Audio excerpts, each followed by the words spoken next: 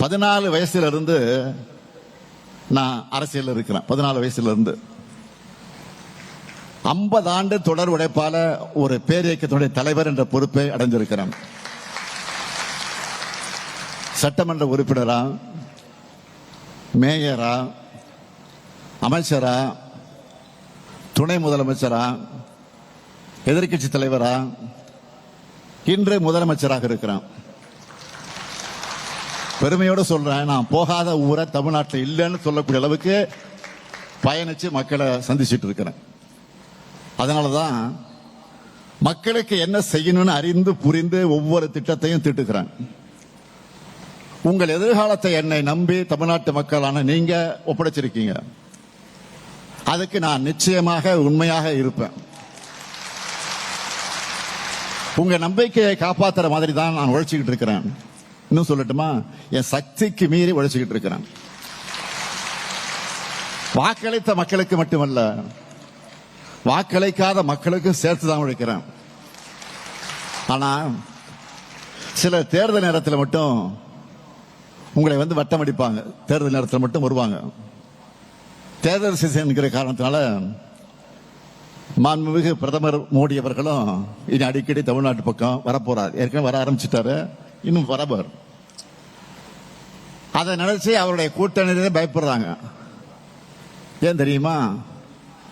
எவ்வளவு அதிகமா பிரதமர் அவர்கள் இங்கே வராரோ அந்த அளவுக்கு பெரிய வித்தியாசத்தில் என்டிஏ கூட்டணி தோல்வி அடையும்.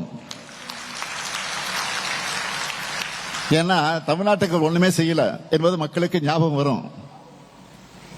நேற்று கூட அமைச்சரவை கூட்டத்தில் குஜராத் மாநில மெட்ரோ திட்டத்துக்கு ஒப்புதல் வழங்கியிருக்காங்க. ஆனா தமிழ்நாட்டுக்கு எதுவும் இல்லை. தேர்தல் வருதுன்னு பட்ஜெட்லயும் ஒண்ணும் இல்லை. தமிழ்நாட்டுக்கு போக போறோமேன்னு அமைச்சரவை கூட்டத்திலே நம்ம கோரிக்கை ஒன்றுக்கு கூட ஒப்புதல் தரல. அதனால்தான் நான் அடிக்கடி சொல்றேன், இந்த தேர்தல் என்பது தமிழ்நாடு வெர்சஸ் என்டிஏ. தமிழ்நாடு சேஞ்சாதி கோட்டையிலிருந்து ஆளப்படணும், டெல்லியிலிருந்து ஆளப்படக்கூடிய நிலை வரக்கூடாது. இதை தீர்மானிப்பதற்கான தேர்தல் தான். தமிழ்நாட்டை அனைத்து வகையிலும் தாழ்த்தி வீழ்த்தணும்னு பாஜக நினைக்குது. ஏன்னா வளர்ச்சி இருக்கக்கூடிய மாநிலத்தில் பாஜக இருக்காது. பாஜக இருந்தா வளர்ச்சி இருக்காது, அங்க வளர்ச்சி இருக்காது.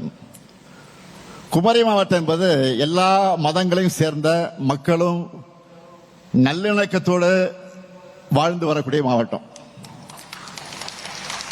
ஆனா நாடு முழுக்க என்ன நடந்துகிட்டு இருக்கு? அண்மையில் கிறிஸ்துமஸ் பண்டிகையின் போது இந்தியா முழுக்க கிறிஸ்தவர்கள் மேல தாக்குதல் நடத்தப்பட்டுச்சு. மகாராஷ்டிராவில் பிற்படுத்தப்பட்ட முஸ்லிம்களுக்கு இடஒதுக்கீடு ரத்து.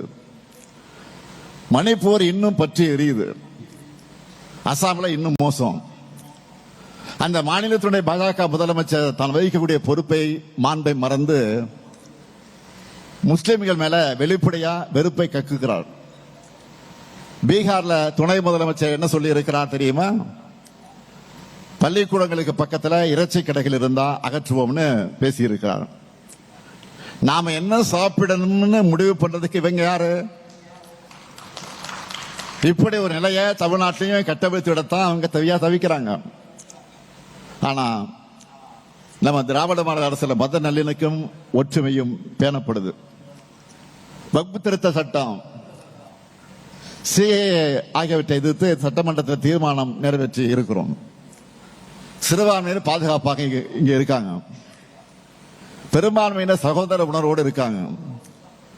அனைவரும் சமமா நடத்தப்படுறாங்க. வரலாற்றில் இல்லாத எண்ணிக்கையா 4000 திருக்கோயில்களுக்கு குடமுழுக்கு செஞ்சிருக்கிறோம். உங்கள் தந்தி1 தொலைக்காட்சியில் காதலும் கலகலப்பும் நிறைந்த ஒரு புத்தம் புதிய ஃபேண்டசி தொடர் ராஜா ராணி தினமும் இரவு 8 மணிக்கு.